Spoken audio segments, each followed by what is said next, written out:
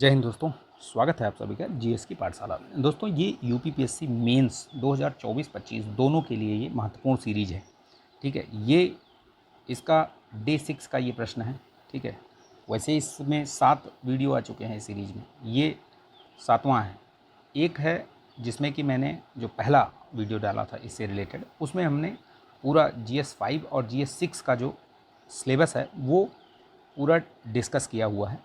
उसको आप उसकी मैंने पीडीएफ भी डाल दी है, वो आप प्रिंट निकलवा करके, और आपको एक एक पॉइंट आपको याद होना चाहिए कि किस पॉइंट से कौन सा टॉपिक है, किस पॉइंट में, वो आपको याद होना चाहिए।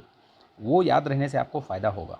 ठीक है, इसको लाइक कीजिएगा, शेयर कीजिएगा दोस्तों में, और चैनल पर नए हैं तो सब्सक्राइब करके बेल आइकन प्रेस कर लीजिएगा। आप लोग लाइक शेयर सब्सक्राइब नहीं कर रहे हैं, लाइक वाला बटन दबा दिया करो यार। ठीक है, और शेयर कर दिया करो। देखिए, ये सीरीज़ ऐसी है कि इसमें मैं आपको एकदम शुरुआत से, अगर आपने कभी भी आंसर राइटिंग नहीं करी है तो भी आपको समझ में आएगा। आप इसको देखिए। ठीक है, किस तरीके से लिखना चाहिए आंसर, वही मैं इस चीज़ बताता हूँ यहाँ पे। छोटी छोटी मगर मोटी बातें जो आपके आंसर राइटिंग को मतलब अच्छा करता है। वो इसमें मैं कुछ क्वेश्चन का जो आंसर लिखा हुआ है वो डिस्कस करता हूँ। वो मॉडल आंसर नहीं है, वो एक रूपरेखा है। उसी तरीके से उससे बेहतर आप लिख सकते हो, उससे बेहतर आप कंटेंट डाल सकते हो। ठीक है, मटेरियल डाल सकते हो। ज़रूरी नहीं है कि वैसा लिखिए आप। ठीक है, उसमें भी मैं कई सारी खामियां बताता हूँ। ठीक है, तो वो मॉडल आंसर नहीं है, वो सिर्फ आपको एक एक कहते हैं ना कि जैसे रूपरेखा खींच दिया। ठीक है, तो वो है। ठीक है, चलिए तो शुरू करते हैं इस वीडियो को। इसमें जो प्रश्न है, छठा प्रश्न है ये, कि आगरा के स्मारकों की वास्तुगत विशेषताओं की विवेचना कीजिए। Discuss the architectural features of monuments of Agra. ठीक है, ये कौन सा टॉपिक है ये? तो ये जो GS 5 का टॉपिक नंबर 1 और 2, ये दोनों से इसको को रिलेट कर सकते हो आप। मैंने इसीलिए इसमें यहाँ पे लिखा हुआ है। ठीक है, कि आप इसको को रिलेट करिए कि कौन से टॉपिक से कौन सा प्रश्न पूछा गया है। ठीक है, तो ये टॉपिक 1 और 2 से, दोनों से इसको आप जोड़ करके देख सकते हैं। चलिए शुरू करते हैं इसको। ठीक है, शुरू करते हैं इसको। देखिए, आगरा के स्मारकों की वास्तुगत विशेषताएं बतानी हैं, तो मैंने पहले भी बताया है। प्रश्न को देखिए, समझिए कि आप क्या इसमें, सबसे पहले तो ये देखना है आपको कि इसमें कितने मेन बॉडी हैं, मतलब कितने वो प्रश्नों के पार्ट हैं। सबसे पहले पार्ट देखना है। जब भी आपके सामने प्रश्न आए तो कम से कम 20 से 30 सेकंड आप इन सब चीज़ों में सोच के लिखिए। जैसे कितने पार्ट हैं ये देख लीजिए, तो इसमें तो सिर्फ एक ही पार्ट है, एक ही चीज़ पूछ रहा है। ठीक है, फिर मेन बॉडी में अगर एक पार्ट है तो बढ़िया है। फिर आपको ये देखना है कि क्या मैं इसमें मैप बना सकता हूँ। ये सब इनिशियली ही देख लेना है और उसी हिसाब से एक्ट करना है आपको। ठीक है, अगर ये देख लिया, ठीक है, तो समझ में आ जाएगा। ठीक है, पढ़ने के साथ ही ये काम कर लेना है आपको। फिर मैंने बताया था आपको जैसे कि इंट्रो में लिखना है। इंट्रो क्या होता है? इंट्रो आपको 2 लाइन, 3 लाइन, 4 लाइन का इंट्रो लिखिए। उसमें आप, बहुत बड़ा इंट्रो नहीं होना चाहिए कि 10 लाइन का इंट्रो ही लिख दिया, नहीं, ऐसा नहीं होना चाहिए। 8, अब ये चूँकि 125 शब्द का है आंसर, 8 नंबर वाला, तो आप इसमें 4 से 5 लाइन, बहुत ज़्यादा मैक्सिमम लिखा तो 4 लाइन 5 लाइन बस, इससे ज़्यादा मत लिखिए। ठीक है, अब यहाँ पे जैसे इंट्रो क्या लिखा हुआ है, इंट्रो आप एक तरीके से होता है कि हाँ, ये चीज़ आप बताने जा रहे हो आगे। इंट्रो इसीलिए दिया जाता है कि एग्जामिनर को पता चल सके कि आप ये चीज़ आगे इसके बारे में आप बताने जा रहे हो। प्रश्न तो लिखा ही है, कोई बात नहीं, वो तो पता ही है उसको कि इसी के बारे में लिखेगा ये, लेकिन आप अपने हिसाब से कैसे उसको बता रहे हो। ठीक है, तो इसीलिए इंट्रो का और कंक्लूज़न का बहुत बड़ा रोल होता है नंबर दिलाने में। ठीक है, कंक्लूज़न पे भी आप अच्छे से काम किया करिए। जहाँ आपको अच्छा कंक्लूज़न कहीं कुछ किसी टॉपिक से दिखे, उसको नोट कर लीजिए। कंक्लूज़न में कोई रिपोर्ट, कोई सजेशंस, कोई आयोग, ठीक है, इस तरीके का आपको दिखाना ज़रूरी रहता है। कीवर्ड्स ज़रूर आने चाहिए आपके। जो टॉपिक है, जो प्रश्न लिख रहे हो ना, उसमें कीवर्ड ज़रूर रखिए आप लोग। चाहे जो हो, चाहे आप GS 1 लिख रहे हों या GS 6 लिख रहे हों। ठीक है, आपको कीवर्ड उस टॉपिक का ज़रूर पता होना चाहिए। अब जैसे इसमें आगरा की वास्तुगत विशेषताओं के बारे में पूछ रहा है, विवेचना करनी है, डिस्कस करना है, तो देखिए इसमें इंट्रो कैसे लिखा है। देखिए, इसको थोड़ा रेड कर लेते हैं, तो चूँकि कॉपी चेक कर रहे हैं ना तो ठीक है।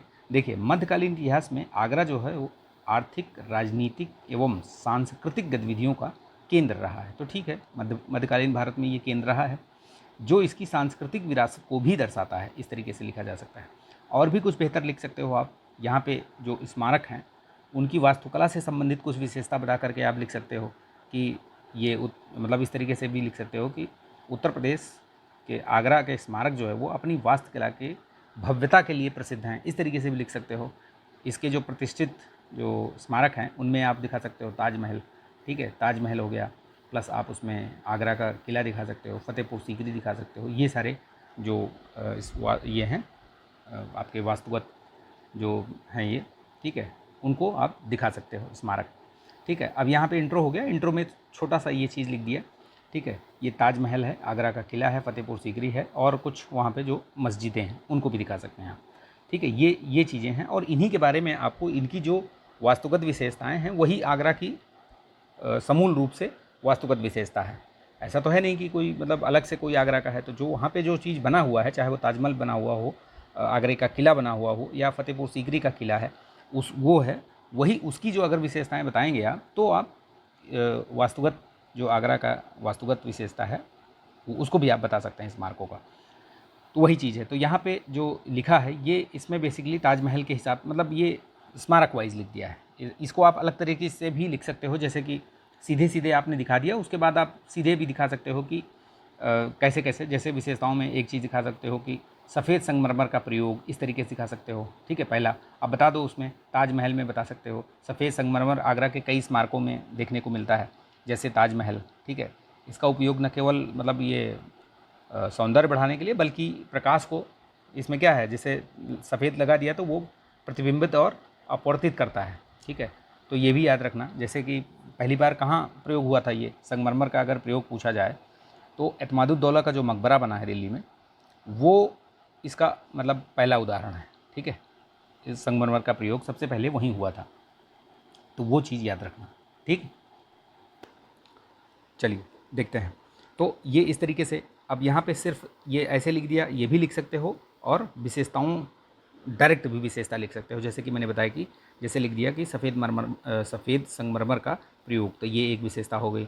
दूसरी आप दिखा सकते हो कि जटिल जो वहाँ पे पितृदूरा वगैरह इस तरीके का जो उपयोग हुआ है, पितृदूरा आप देखेंगे उसमें आपको ताजमहल में ऊपर दीवारों पे दिखाई देगा, छत पे, ठीक है।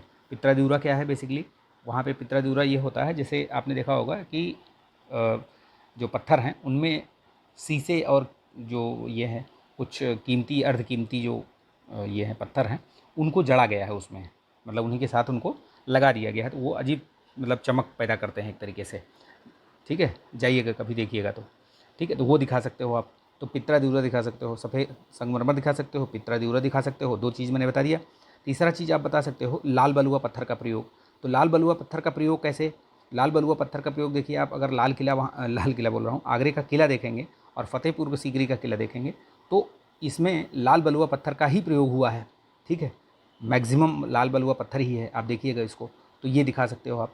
इसके अलावा दिखा सकते हो कि गुंबद और छतरियों का प्रयोग, तो ये मुग़लकालीन जो वास्तुकला रही है, ठीक है, इस्लामिक, इंडो इस्लामिक जिसको कह सकते हो आप, इंडो इस्लामिक जो शैली है, शुरुआत हुई थी जब यहाँ पे दिल्ली सल्तनत आई थी, ठीक है। जब दिल्ली सल्तनत की स्थापना हुई तो यहाँ पे आपका इंडो इस्लामिक, क्योंकि इस्लामिक और इंडो दोनों मिल करके ये इंडो इस्लामिक हो गई, तो इंडो इस्लामिक की जो विशेषताएं हैं वो यहाँ भी देखने को मिलती हैं। मुग़लकालीन थोड़ा सा डिफरेंट हो जाती है, क्योंकि इसमें संगमरमर वगैरह का प्रयोग होता है, पितृदूरा का प्रयोग होता है, इस तरीके से। लेकिन यह है कि काफ़ी चीज़ें समान रूप से पाई जाती हैं। तो इसमें ये ताजमहल का बता दिया, जैसे कि मेहराब का प्रयोग, ठीक है, ये सब ये इस तरीके से दिखा सकते हो। मीनारों का प्रयोग, चार बाग शैली, ये सब, ठीक है, ये दिखा सकते हो आप, चार बाग शैली वगैरह ये दिखाना है आपको, ठीक है। गुंबद बता ही दिया आपने। आगरे का किला जो है उसमें लाल बलुआ पत्थर का प्रयोग, सहतीर का प्रयोग हुआ है, जालीदार पत्थरों का प्रयोग हुआ है उसमें, मेहराब का प्रयोग हुआ है, मेहराब और जालीदार पत्थर, ये सब मेहराब ऐसे बनती है, ठीक है। तो अगर आप चाहें तो यहाँ पे मैप भी बना सकते हैं और ये भी बना सकते हैं, ठीक है। वैसे ये ज़रूरी नहीं है, लेकिन आप दिखाना चाहें तो दिखा सकते हैं इसको। अगर मैप बना देंगे तो वो भी ठीक है, मैप बना के आप फतेहपुर सीकरी, आगरे का किला और ये सब दिखा सकते हैं, ठीक, आगरा दिखा के, ठीक है। फतेहपुर सीकरी में अब क्या क्या और क्या क्या चीज़ें हैं, तो इसमें ये अकबर ने इसमें बहुत सारी संरचनाएं बनवाई हैं। इसमें पंचमहल, जहांगीरी महल, ठीक है, बीरबल महल, पता नहीं कौन कौन से महल हैं, बहुत सारे महल हैं उसमें, ठीक है। तो देखिएगा आप कभी, और बढ़िया है उसमें, आप जाइए कभी देखने, ठीक है। तो बहुत सारे हैं, जैसे इसमें एक ही महल में कई सारी वो हैं संरचनाएँ बनी हुई हैं। जैसे जहांगीरी महल हो गया, मरियम की कोठी है वहाँ पे, मरियम की कोठी को पर्सी ब्राउन एक इतिहासकार हैं, वो उन्होंने ये स्थापत्य कला का मोती कहा है। किसको? मरियम की कोठी को। ठीक, ये याद रखना। तो ये हो गया, ये हमने सारी विशेषताएं लगभग कवर कर दी। ठीक है, क्या क्या कवर करी हमने, देखो जाली। अब आप सीधे विशेषताएं भी लिख सकते थे और एक एक स्मारक लिख करके, दो तरीके से इस प्रश्न को लिखा जा सकता है, स्मारक को लिख करके और सीधे विशेषता लिख करके। तो दोनों तरीके से इसको आप लिख सकते हो। अगर आप लिखना चाहो तो इस दोनों तरीके से आप इसको लिख सकते हो। तो विशेषताएं जो जो मैंने अभी बताई वो लिख सकते हो, और स्मारक डाल के, स्मारक का लिख के हेडिंग सब हेडिंग वो भी आप कर सकते हो, जैसे कि इस प्रश्न में लिखा गया है। ठीक है, इसके बाद आती है बारी आपके निष्कर्ष की। निष्कर्ष आपका अच्छा क्यों होना चाहिए एक चीज़ और बताता हूँ मैं आपको, निष्कर्ष क्यों अच्छा होना चाहिए। ये मेरी सोच है कि यहाँ पे जब नंबर देता है ना एग्जामिनर, तो यहीं पे देता है नंबर, यहीं पे आपको वो 3 नंबर, 3.5 नंबर या 4 नंबर यहीं पे देता है। तो ये यहाँ पे नंबर देता है तो वो इसको ज़रूर पढ़ता है। ठीक है, तो ये अच्छे से लिखा करिए। ठीक है, आप कभी जाइएगा कॉपी चेक करने, मैं गया था 2022 वाली चेक करा था हमने, 23 वाला डाला है, अभी डेट नहीं मिली है, देखते हैं।